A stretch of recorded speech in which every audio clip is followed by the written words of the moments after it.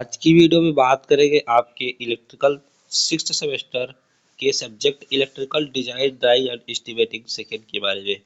इसमें कौन कौन से टॉपिक्स को पढ़ना है, पूरा चैप्टर कौन कौन सा रहने वाला है, सभी चीज़ों को डिटेल में देखेंगे। तो चलिए बिना किसी टाइम वेस्ट के वीडियो को हम स्टार्ट करते हैं। तो ये जो आपका सब्जेक्ट है, आप लोगों ने फोर्थ सेम में अपने पढ़ा electrical design drawing and estimating first, तो उसी का एडवांस वर्जन यहाँ पे पढ़ना है आपको, उसी के आगे का पढ़ना है, आप कह सकते हैं उसी का एडवांस वर्जन है ये। कहने का मतलब ईडीडी सेकेंड को यहाँ पे पढ़ना है, उसी के आगे के टॉपिक्स को समझना है, डिटेल में समझना है। तो अभी तक तो आप लोगों ने सिंबल को पढ़ा, वायरिंग के टाइप्स को पढ़ा, प्रोजेक्शन को समझा, कितने टाइप की वायरिंग होती है उन सब चीज़ों को समझा, और थोड़ा बहुत एस्टीमेट के बारे में भी पढ़ा। लेकिन यहाँ पे एस्टीमेट को डिटेल में पढ़ना है, किस प्रकार से कॉन्टेक्टर सर्किट होता है, कंट्रोल सर्किट क्या होता है, अर्थिंग किस प्रकार से की जाती है। वहाँ पे तो अर्थिंग को आपने एक टॉपिक के रूप में देखा, यहाँ पे पूरे चैप्टर रहने वाला है। तो देखिए बात करते हैं इसमें कुल आपको कितने चैप्टर पढ़ने हैं। तो चैप्टर की यदि हम बात करें तो कुल आपके 8 चैप्टर होने वाले हैं। जी दोस्त, इसमें भी आपको 8 चैप्टर पढ़ने हैं। टोटल 8 चैप्टर आपको इस बार इस सब्जेक्ट में आपको पढ़ना होगा। तो 8 चैप्टर इस सब्जेक्ट में पढ़कर चलना है आपको। और देखिए पिछले बार भी कुछ ऐसा ही था, और इस बार भी आपके देखिए इसमें न्यूमेरिकल आते ही आते हैं, और आपका थ्योरी पोर्शन भी रहता है और डायग्राम भी रहता है। कंट्रोल सर्किट हो गया, अर्थिंग किस प्रकार से की जाती है, एस्टीमेट किस प्रकार से तैयार किया जाता है, यही सब सारी चीज़ें इसमें रहती है। जिस प्रकार से ईडीडी वन था उसी का एडवांस वर्जन यहाँ पर है। बाकी सारी चीज़ें सेम रहेगी। आपको 32 पेज की कॉपी दी जाएगी, 32 पेज की कॉपी दी जाएगी, जिसमें 32 पेज में आपको लिखना रहता है। टोटल तो 36 पेज रहते हैं, लेकिन 32 पेज में आपको लिखने के लिए कहा जाता है। और आपको एक क्या दिया जाएगा, ड्राइंग शीट दी जाएगी। तो इस प्रकार से आप लोग को पेपर आपका कराया जाना है। टोटल 50 नंबर का रहने वाला है और 8 चैप्टर रहेंगे। तो देखिए वन बाय वन हम डिटेल कॉन्टेस्ट में चलकर देख लेते हैं। देखिए बीटी का ऑफिशियल वेबसाइट से मैंने लिया है, तो ये डिटेल कॉन्टेंट्स है। तो इसमें कौन कौन से चैप्टर को पढ़ना है, सारी चीज़ों को मैंने हाईलाइट करके बताया है। दोस्तों पहला चैप्टर जो आपका है वो है कंट्रोल सर्किट। आपको पढ़ना है किसका, कॉन्ट्रैक्टर का। तो कॉन्ट्रैक्टर का कंट्रोल सर्किट क्या होता है, कैसे इसमें मोटर का डिजाइन किया जाता है। कहने का मतलब कि जैसे आप लोगों ने ड्यूअल स्टार्टर को पढ़ा, डायरेक्ट ऑनलाइन स्टार्टर को पढ़ा, तो उसको कॉन्ट्रैक्टर की सहायता से किस प्रकार से 3 फेज इंडक्शन मोटर को स्टार्ट करते हैं, उसकी सर्किट किस प्रकार से होती है, उसको सप्लाई किस प्रकार से जाती है, पूरा डायग्राम के थ्रू आपको समझना होगा। और क्या लिमिट स्विच कंट्रोल है, sequential operating of two motors है, मैन्युअली जनरेटेड है, और control circuit of cross signal. तो यही इतने टॉपिक्स है। आपको मैंने बताया कि इतने टॉपिक्स को आपको यहाँ पे देखकर चलना होगा। तो इसका स्क्रीनशॉट लेना चाहे तो ले सकते हैं।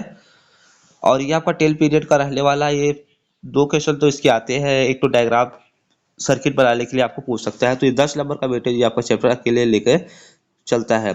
और कुछ इसी प्रकार से जो आपका सेकेंड चैप्टर है दोस्तों, वो सेकेंड चैप्टर आपका क्या रहने वाला है, तो इसमें अर्थिंग के बारे में पढ़ना है। दोस्त अभी तक फोर्थ से में आप लोगों ने अर्थिंग के बारे में पढ़ा, जिसपे आपने केवल 2 अर्थिंग को पढ़ा था, plate earthing and pipe earthing. तो उसी प्रकार से उसके स्टैंडर्ड को समझना है कि अर्थिंग करने की आखिरकार प्रोसेस क्या है, उसका आपका इंडियन स्टैंडर्ड क्या कहता है, किस प्रकार से अर्थिंग की जानी चाहिए, और इसका कंसेप्ट क्या होगा, अर्थिंग का पर्पस क्या रहना चाहिए। सारी चीज़ों को यहाँ पे आपको पढ़ के चलना है।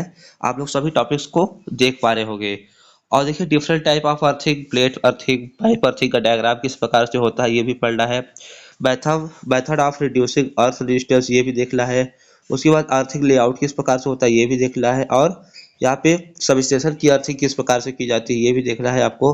और उसके बाद सिंगल लाइन डायग्राम देखना है आपको, किसका किसका। ये मोस्ट आईएमपी है दोस्त, ये तो 5 नंबर का फिक्स ही रहता है। आप बहुत देख रहे होंगे, टीडीपी में भी आया, टीडीपी में ये टॉपिक दिया है सब स्टेशन वाले चैप्टर में।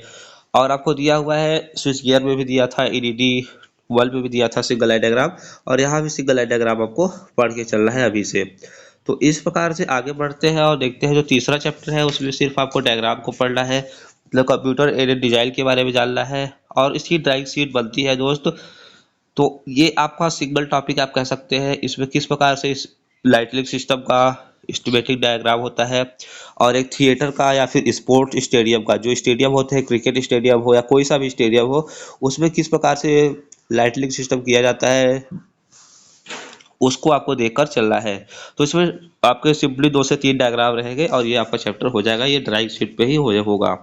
उसके बाद estimation of internal wiring installation, देखिए किस प्रकार से इंटरनल वायरिंग का एस्टिमेशन किया जाता है, उसको इंस्टॉलेशन मतलब उसको किस प्रकार से स्थापित किया जाता है, ये सारी चीज़ें इसमें एस्टिमेट तैयार करना होगा आपको। काफ़ी क्वेश्चंस भी रहते हैं इस टॉपिक्स में, तो उन सब क्वेश्चंस न्यूमेरिकल फॉर्म में रहेंगे तो उसको सॉल्व करना होगा, कैलकुलेट करना होगा वैल्यू, और उसके बाद आपको इंस्टॉलेशन के लिए सर्किट भी दिखाना होगा। और कुल मिला के कह सकते हैं आप इसमें इंटरनल वायरिंग का एस्टीमेट आपको तैयार करना होगा, बाकायदे ग्राफ बनाकर चार्ट बनाकर सारी चीज़ों को ऐसे ऐसे करके करना होता है। अब हम बात करते हैं पावर वायरिंग की। तो देखिए अभी तक आपने नॉर्मल वायरिंग को पढ़ा था। पावर वायरिंग में क्या होते हैं, जो आपकी डिवाइसेस होती है वो हाई पावर पर चलती है। कहने का मतलब कि इसमें जो पढ़ना है वो पावर वायरिंग को पढ़ना है, उसके एस्टीमेट को तैयार करना सीखना है।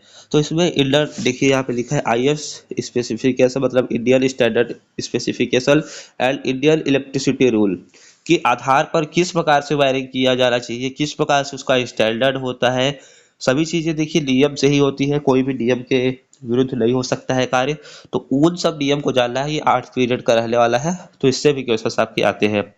उसके बाद यहाँ पे एस्टिमेशन ऑफ ओवरहेड एंड क्या है अंडरग्राउंड डिस्ट्रीब्यूशन लाइंस, किस प्रकार से एस्टिमेट तैयार करेंगे। यदि आपको एक जूनियर इंजीनियर की पोस्ट दे दी जाती है तो आपका यही काम रहता है कि आपको जगह जगह जहाँ पर भी आपको जाना है, अपने सब स्टेशन पे यदि किसी आपको अलॉट कर दिया जाता है तो वहां से किसी गांव में यदि सप्लाई जानी है ओवरहेड लाइन के थ्रू, तो उसका एस्टीमेट तैयार करना होता है और गवर्नमेंट से उसको पास कराना होता है, या फिर किसी कंपनी में है तो पास कराना होता है कि इतना कुल खर्च आने वाला है, तो वहां से आपको पैसा इश्यू होगा, फिर उसके अकॉर्डिंग आप काम को करवाएंगे कॉन्ट्रैक्टर की हेल्प से।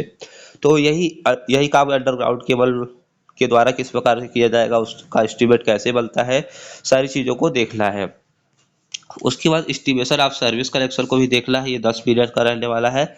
इसमें सर्विस कलेक्शन के एस्टिमेशन को तैयार करना सीखना होगा। बाकी इतने टॉपिक्स है तो ये सभी टॉपिक्स को आप लोग देख सकते हैं।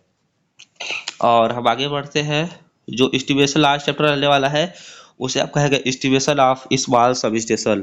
तो छोटा सब स्टेशन क्या होता है, नॉर्मली आप 11/4.4 के 0.4 केवी वाले सब स्टेशन को क्या कहते हैं, स्मॉल सब स्टेशन के रूप में क्या करते हैं, कंसीडर कर लेते हैं। तो वो उसका किस प्रकार से एस्टीमेट तैयार किया जाता है, कौन कौन से एसेसरीज वहाँ पे लगती है, कितने कितने रेटिंग की चीज़ें लगाई जाती है, मेन इक्विपमेंट क्या रहेगी, ऑक्सिलरी क्या रहेगी, और उसका कौन कौन सा मटेरियल का रिक्वायरमेंट होता है डिस्ट्रीब्यूशन सब स्टेशन में, जैसे कि इंडोर एंड आउटडोर टाइप वाले में, या फिर प्लेटफॉर्म और फिर पोल माउंटेड टाइप में।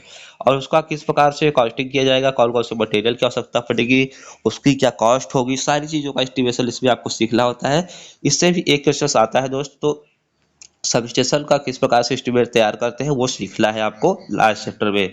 दोस्तों इसके प्रैक्टिकल भी रहेगा, तो कुल 10 प्रैक्टिकल आपको दिए हुए हैं आपके लैब में।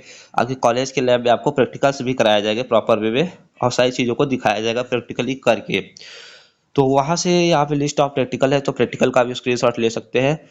बाकी प्रैक्टिकल आपको आपके कॉलेज के लैब द्वारा कराए जाएंगे। प्रैक्टिकल से क्वेश्चंस आपके सेमेस्टर एग्जाम में नहीं रहते हैं। तो यही 8 चैप्टर से आपके क्वेश्चंस रहने वाले हैं। तो आपने अपना कीमती समय दिया उसके लिए धन्यवाद। मिलते हैं आपसे नेक्स्ट वीडियो में। Thanks for watching.